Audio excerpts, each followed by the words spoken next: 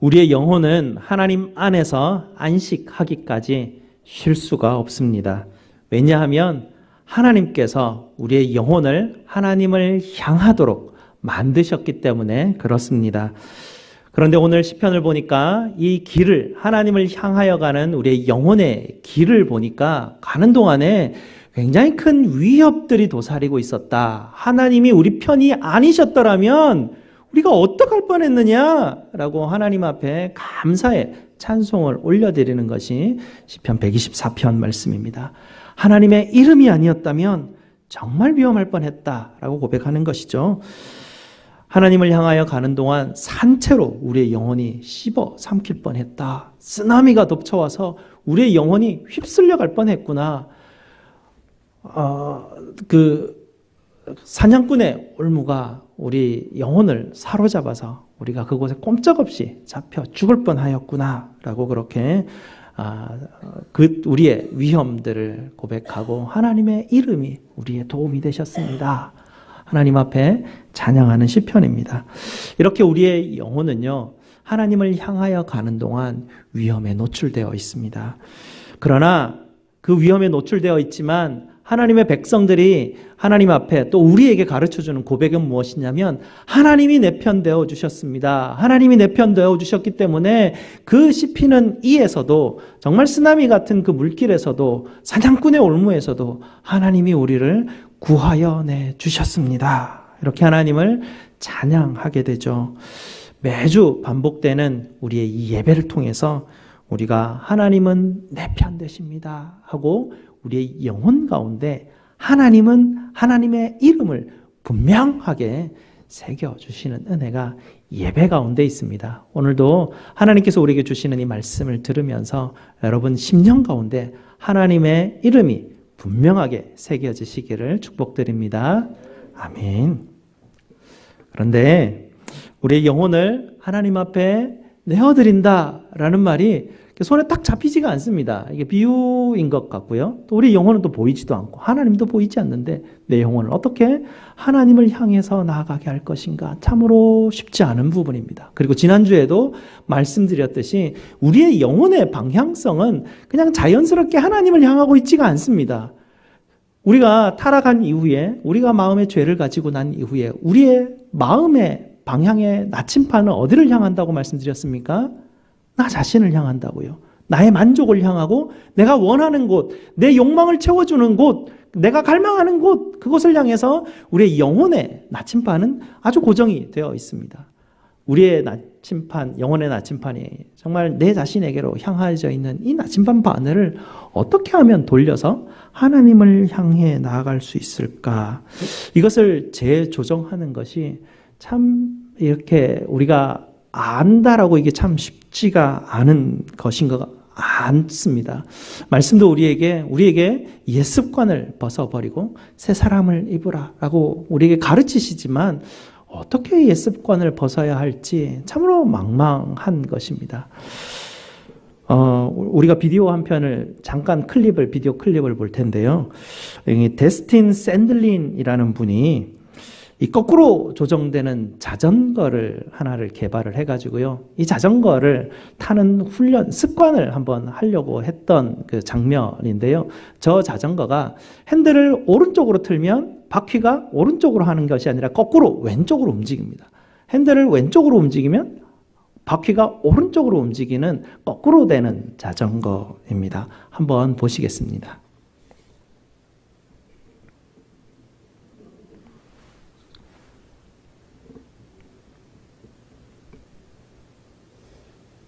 네, 소리는 녹음이 안 된 것 같습니다.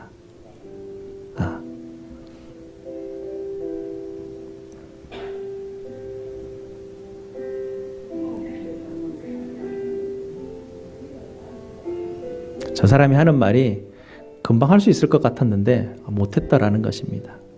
그러면서 지금 하는 이야기가 여러분 할 수 있을 것 같죠? 절대로 못합니다. 이런 얘기를 지금 하고 있는 거예요. 모든 사람한테 다 시도를 해봤는데 손을 저렇게 거꾸로 잡고 해도 안 된다라는 것이었어요.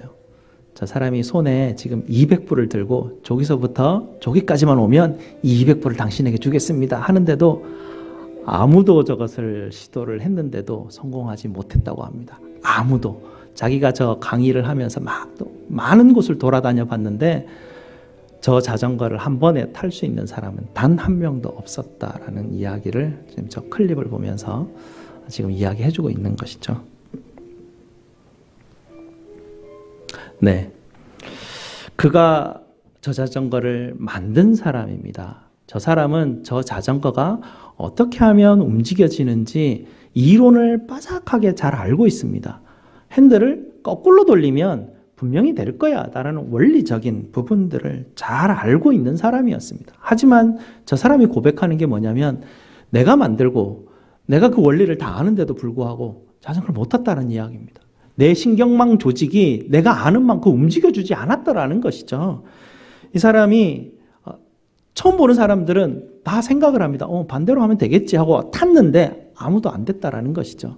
저 사람이 저 자전거를 탈 수 있는 동안 매일 저 자전거를 훈련을 했는데 얼마나 걸렸을까요? 8개월 걸렸다고 합니다. 8개월 동안 매일 저 자전거 타는 연습을 했는데 안 넘어지고 비틀비틀거리면서 저 자전거를 탈 수 있는 기간이 8개월이 걸렸다고 해요. 우리가 성경을 잘 알아요. 우리가 어떻게 하면 우리의 영혼이 하나님을 향하는 방법을 우리가 공부를 했습니다. 우리가 평생을 예배 자리에 나와서 하나님을 예배를 드렸어요. 하지만 우리의 영혼이 하나님을 향할까라는 것은 여전히 의심입니다. 여전히 우리는 저 자전거를 탈 수 있을 거라는 생각에 사로잡혀 있을지도 모르겠어요. 우리가 하나님을 향하여서 우리의 영혼이 나아가지 못하는 이유가 뭘까라는 것들을 우리가 다시 한 번 더 살펴보아야 될 시간입니다. 왜냐하면 우리는 우리의 영혼의 습관이 어디로 향하고 있는지 점검해 볼 생각을 안 해보았기 때문에 그렇습니다. 우리의 영혼이 향하고 있는 그 나침반의 바늘이 여전히 나를 향하고 있고 내 만족을 향하고 있고 내가 원하는 방향을 가지고 있다라는 그것을 인정하지 않고 계속해서 우리는 무언가 자꾸 하나님을 향해서 갈 수 있으려니 라는 기대를 가지고 하나님 앞에 나왔던 것입니다.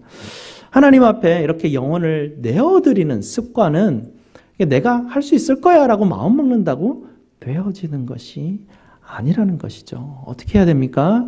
핸들을 잡고 자전거에 타고 계속해서 넘어져야 됩니다. 이 사람이 몸이 반응하는 것도 8개월 동안 매일 연습해야 된다라는 이야기를 지금 하고 있는데요. 보이지 않는 영혼이 우리 마음을 향하다가 갑자기 하나님을 향하는 이 습관이 이게 하루 이틀 만에 이루어지는 것도 아니고요. 이게 예배 자리에 이렇게 평생 앉아 있는다고 자동으로 마법적으로 갑자기 막 이렇게 변해지는 것도 아니에요. 봉사를 많이 한다고 되는 것도 아니고요. 우리의 마음의 습관은 정말로 하나님 앞에 의지를 가지고 하나님 내 마음의 이 나침반의 방향이 나를 만족하는 방향으로 향하고 있는데 하나님 정말 하나님을 향할 수 있도록 내 나침반을 조정해 주십시오라고 의도를 가지고 갈망을 하면서 하나님의 부르심 앞에 나올 때 그때부터 움직이기 시작하는 거예요. 그때 우리는 안장에 앉아서 핸들을 잡는 것이죠. 핸들을 잡았는데도 어떻게 돼요? 불편해요. 안 돼요. 마음대로 뭐가 잘 안 움직여지는 것이죠. 예배는 바로 하나님이 우리를 부르셔서 이 훈련을 시켜주는 훈련의 장입니다. 하나님이 우리의 영혼을 불러내셔서 우리의 영혼의 습관을 반대로 바꾸는 작업을 예배를 통해서 하시는 거예요. 그래서 예배는 가만히 여러분 예배에 나와서 같이 노래 부르고 같이 기도하고 좀 지겨운 말씀을 듣다가 그냥 끝나는 그런 뭔가 이렇게 버티는 훈련하는 것이 예배의 자리가 아니에요. 예배는 이렇게 막 언제 끝나지? 1시간만 기다리면 되는데 이렇게 인내하는 훈련에 하는 장이 예배 자리가 아니에요. 예배 자리는 우리의 마음의 습관을 바꾸고 훈련하는 자리가 바로 이 예배 자리입니다. 그래서 예배 자리에 나올 때 1시간 잘 버텨야지가 아니라 예배 자리에 나오면서 하나님 내 영혼을 하나님 앞에 내어드리오니 내 영혼의 방향성을 하나님 돌이켜주시고 옛 습관 버리고 하나님을 향하여 내 영혼이 안식하는 곳을 향하여 하나님 내가 돌이킬 수 있도록 주님 인도하십시오라는 갈망을 가지고 하나님이 부르심 앞에 우리는 나아가는 것입니다. 그렇게 예배는 시작합니다. 하나님이 우리를 부르시는데 하나님 이런 엄청난 영혼의 위험 가운데 하나님이 내 편 되어 주시지 않았더라면 어떡할 뻔했습니까? 우리의 도움은 천지를 지으신 여호와의 이름에 있습니다. 내 영혼은 여호와의 이름이 새겨진 곳입니다. 라고 고백하면서 하나님의 부르심 앞에 반응하고 나올 때에 하나님이 그 하나님 아버지의 이름과 우리 주 예수 그리스도의 평강과 은혜로 우리를 환영함으로 예배 자리에 나오게 되죠. 그렇게 해서 하나님 앞에 감사의 찬송을 올려드리게 되고 하나님이 우리에게 주셨던 언약의 말씀 십계명 그 말씀을 우리가 함께 기억하고 읽으면서 우리 스스로 원래 습관이 어디로 되어 있었는지를 점검하는 시간이죠. 우리의 습관이 십계명을 읽으면 불편해요. 죄 고백할 때 여러분 어떠셨어요? 뭐지 갑자기 침묵하고 고요하고 딴 사람들 뭐라 그럴까 머릿속이 복잡해지는 사람도 있고요. 머릿속이 텅 비는 사람도 있고요. 이 시간을 어떻게 내가 해야 되지? 아이고 시간은 자꾸 가는데 피아노 반주는 자꾸 한 군데를 이렇게 머뭇머뭇거리고 목사님이 언제쯤 끊을지 서로 어떻게 해야 될지 눈치만 보는 좀 불편한 그런 시간. 처음 안장에 한번 앉아보니까 이 핸들을 될 줄 알았는데 잘 안 되는 그런 마음들이 예배 시간에 일어나는 것들이에요. 이렇게 불편한 것이죠. 예배가 자연스럽게 편한 것이 아니에요. 훈련하는 것이기 때문에 그리고 내 습관의 방향성을 완전히 반대로 바꾸는 것이기 때문에 넘어질 수도 있고 잘 되지 않을 수 있습니다. 하지만 하나님이 우리를 부르셔서 매주마다 반복적으로 이 훈련을 우리에게 시키는 것은 지겹도록 시키는 것은 지겨운 것이 아니라 이렇게 훈련을 통해서 오랜 기간 훈련을 통해서 우리 몸에 우리의 습관이 하나님을 향하여 나갈 수 있도록 배도록 그렇게 우리를 은혜로 우리를 붙들어 주시는 것이 예배가 우리에게 하는 일입니다. 이 하나님께서 부르시는 이 부름 앞에 우리가 나아갈 때 이런 의도를 가지고 주님 앞에 나아가는 것이죠. 하나님 내 영혼의 방향을 바꾸십시오라는 의도를 가지고 이제는 우리가 예배 자리에 나아가는 것입니다. 그래서 부름 앞에 우리의 도움은 이라고 고백할 때부터 내 영혼에 내 이름이 새겨져 있는 게 아니라 내 영혼에 천지를 지으신 여호와의 이름이 내 영혼에 새겨져 있구나라는 걸 다시 한 번 더 붙들고 하나님 앞에 나오게 되는 것이죠. 그러면서 하나님 내 영혼에 하나님의 이름만 새기게 하시옵소서라는 갈망을 가지고 하나님 앞에 나아갑니다.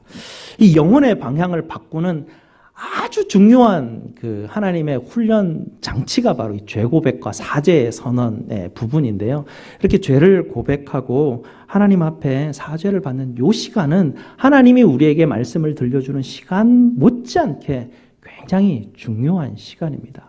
이 시간을 통해서 하나님이 우리 스스로를 보게 하시죠. 우리 안에 있는 우리의 옛 습관들을 깨닫고 알게 하시는 시간이기 때문에 그래요. 그래서 매주 이 시간을 반복하다 보면 내가 타성에 젖어가지고 그냥 내 죄를 고백하는 시간이라고 생각할 수도 있지만 계속해서 집중해야 합니다. 계속해서 집중하시면서 하나님 내 영혼에 오셔서 내 옛 습관을 벗어주십시오. 내 나를 향하고 있는 내 만족을 향하고 있는 내 죄성들을 하나님을 사랑하고 이웃을 사랑하라라고 하셨던 하나님의 말씀이 내 앞에 있는데 하나님이 말씀대로 살아가지 못하는 나의 이 죄됨을 주님 나를 불쌍히 여기시고 용서하십시오 라고 하나님 앞에 나아가는 이 시간을 통해서 하나님은 우리의 영혼을 훈련시키시고 계십니다.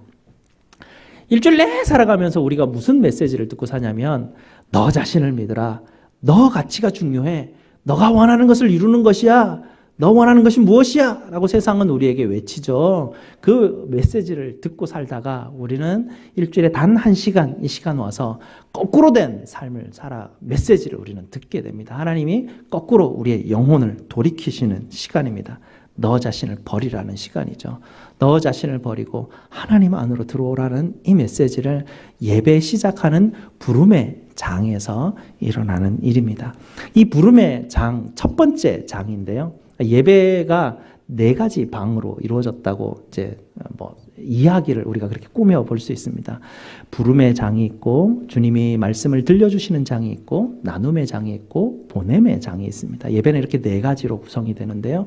이게 부르심의 장이 말씀을 선포하는 우리 찬양대가 하나님 앞에 찬송을 올려드리는 곳까지가 부름의 장이죠. 그 부름의 장 안에는 여전히 우리 안에 유혹이 있습니다. 나 자신의 만족을 위해서, 나 자신을 포기하고 싶지 않은 그런 그 내 마음이 여전히 우리를 유혹하는 것이 무엇이냐면요.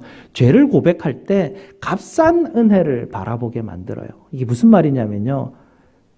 죄책감 해결하는 시간으로 이 시간을 바꿔버리는 사람들이 있을 수 있어요.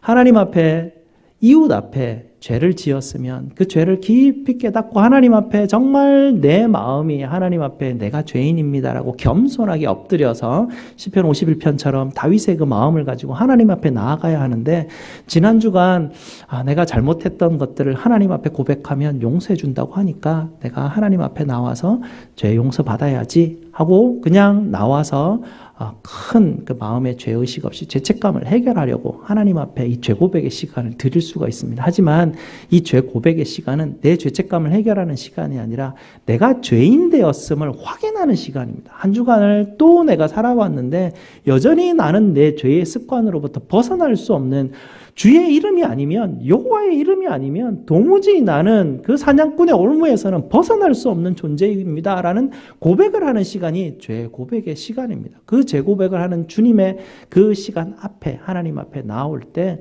우리는 모든 것을 하나님 앞에 말씀드릴 수가 있죠. 여러분 마음에 있는 비밀을 누가 들어주겠습니까? 여러분 누구에게 또 말을 하겠습니까?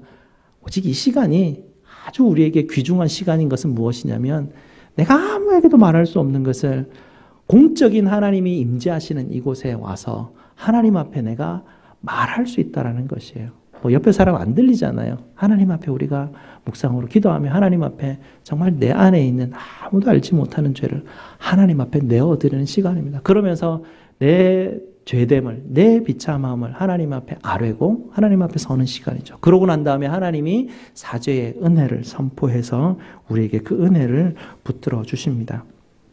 이렇게 말씀하시죠. 만일 우리가 우리의 죄를 자백하면 그는 미쁘시고 의로우사 우리의 죄를 사하시고 우리의 모든 불의에서, 우리를 모든 불의에서 깨끗게 하실 것이요 라고 요한 1서에서 우리에게 가르치는 말씀, 그 말씀이 우리 가운데 전해져서 하나님의 사죄의 은혜가 우리 가운데 선포되게 됩니다.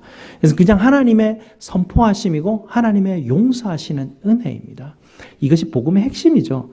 우리가 가지고 있는 십자가 복음의 핵심입니다. 하나님, 저는 죄인입니다. 주님 앞에 엎드릴 때 우리 대신 십자가에 달리신 그분께서 우리에게 선포하시는 복음의 메시지를 매주 하나님은 우리로 하여금 듣고 깨닫게 하시고 그 은혜 가운데 머물게 하시는 은혜, 그것이 바로 부름의 장에서 일어나는 하나님의 은혜입니다. 이렇게 용서의 복된 소식이 울려 퍼질 때 쓰나미에 휩쓸려 갔던 우리의 영혼이 다시 건져지게 되죠. 사냥꾼의 올무에 잡혀서 허덕이던 내 영혼이 다 풀려나게 되는 것입니다. 그 줄이 끊어진다고 선언하시는 것이죠. 우리는 그 선언을 믿고 주님 앞에 나아오는 것입니다. 그렇게 주님 앞에 나아올 때 이스라엘 백성들이 이전에 애굽에서 하나님이 불러내셔서 시내산에서 하나님을 예배하게 하잖아요. 하나님을 예배하게 할 때 이스라엘 백성들에게 나는 거룩하니 너희가 내 앞에 올 때 조심하라라고 하나님이 경고하시는데요. 그때 이스라엘 백성들이 며칠 동안이나 정결 의식을 행합니다. 하나님 앞에 회개하는 것이죠. 우리의 죄를 다, 우리의 몸과 마음을, 옷을 다 빨고 깨끗하게 하여서 하나님 앞에 나아가기를 원하는 것은 우리가 하나님 앞에 나갈 수 있는 존재가 아니라 하나님의 오직 은혜만으로 하나님 앞에 나갈 수 있기 때문에 이스라엘 백성들에게 그렇게 하나님은 은혜를 베풀어 주셨습니다. 그렇게 요 부름의 장에는 이스라엘 백성들과 같이 우리가 하나님 앞에 우리의 죄됨으로 하나님 우리를 용서하시는 큰 은혜로 하나님 앞에 나아가면서 샤론 찬양대가 하나님을 향해서 정말 찬양을 하는 것이죠. 하나님의 은혜에 감사와 하나님의 영광을 고백하는 찬송을 하나님 앞에 올려드리는 것이고, 우리는 함께 그 찬송 가운데 참여하여서 하나님의 영광을 올려드리게 됩니다.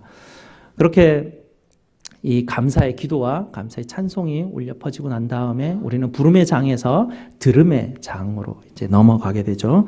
이 들음의 장에 들어가게 되면 여전히 우리의 마음의 자세는 똑같습니다. 세상에서 나를 붙들고 있던 그 자세가 아니라 주여 말씀하시옵소서 종이 듣겠나이다. 이게 들음의 장에서 우리가 해야 되는 일들이죠.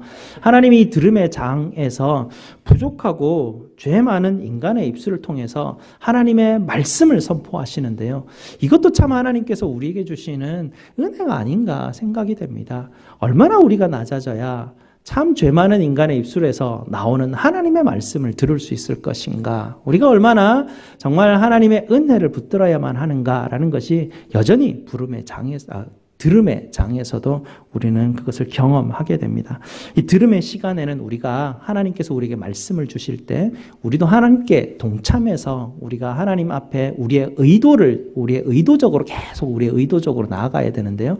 하나님이 우리에게 말씀을 들려주실 때 하나님 내 영혼에 하나님의 이름과 함께 하나님 이번 한 주간 내가 살아갈 하나님의 말씀을 새겨주십시오라고 기도하는 것입니다. 말씀을 듣는 동안 말씀 전체가 다 내 속에 들어올 수는 없죠. 하나님 그 중에 하나만 내 마음에 새겨주십시오. 그래서 이 한 주간을 시작하는 시간 아닙니까? 이 한 주간을 시작하는 이 시간에 하나님 내 영혼에 하나님의 이름을 새겨주시고 하나님의 말씀을 새겨주셔서 이 한 주간 삶을 살아가는 동안 쓰다미가 덮쳐와도 이 한 주간 사는 동안 내게 사냥꾼의 올무에 걸려 넘어지게 될지라도 하나님의 이름이 새겨져 있고 하나님의 말씀이 내게 주어져 있기 때문에 하나님 내가 든든히 하나님 넉넉히 이기고 내가 나아갈 수 있는 그 말씀 내 심령에 새겨주십시오라고 갈망하고 간절한 마음으로 우리가 귀를 열고 들음의 장 가운데 우리가 서 있어야 되는 것입니다. 그러면 하나님은 가만히 있는 분이 아니시라고 했죠. 예배 시간에 여러분의 영혼을 다니시며 역사하는 분이십니다. 그 역사하는 분이 여러분의 영혼을 훈련시켜 주시고 단련시켜 주셔서 영혼의 방향을 바꾸시도록 주님이 인도하여 주십니다. 들음의 장을 지나서 우리는 나눔의 장으로 들어가게 되는데요.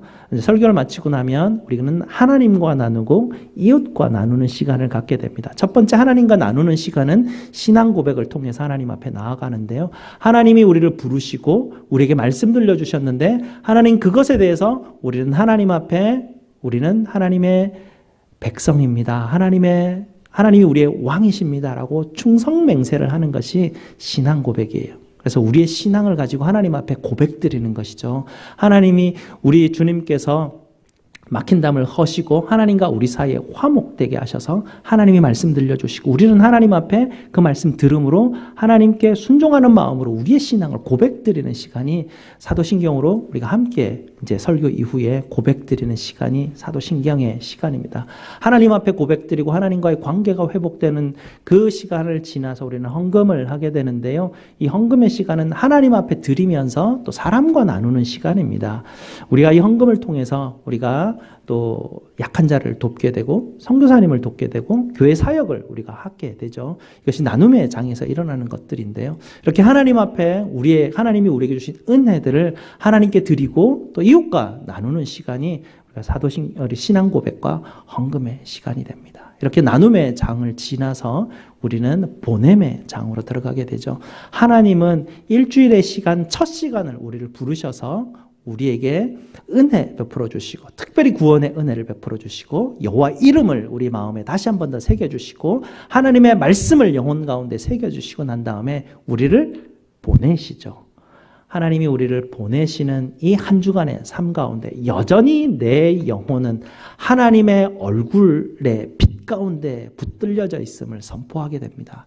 마지막에 제가 하나님의 복을 선포합니다라고 이야기하는 것은 제가 여러분 앞에 하나님 우리 성도들 이렇게 복되게 해주십시오라고 기도하는 시간이 아니죠. 이 축도는 그렇게 헤어지는 게 아니라 하나님이 그냥 제 음성을 사용하셔서 여러분에게 복을 그냥 선포하시는 시간이 바로 마지막 하나님께서 보내시는 시간입니다. 민수기 말씀 그대로를 제가 인용해서 여러분에게 하고요. 민수기 말씀에서 제가 약간 수정하는 것은 무엇이냐면 복수형이에요. 민수기 말씀에는 원문에는 복수로 돼 있는데 우리에게는 4개로 이렇게 돼 있거든요. 근데 그 부분은 한 사람을 향해서 주시는 게 아니라 하나님의 백성 전체를 주시기 때문에 제가 그걸 너희라고 계속 바꾸어서 말씀을 여러분에게 선포하게 되는데, 이렇게 하나님께서 마지막으로 우리를 보내시기 전에 우리에게 다시 한 번 더 확인하는 것은 무엇이냐면 하나님의 얼굴이 우리를 일주일 내도록 향할 것이라는 복의 선언입니다.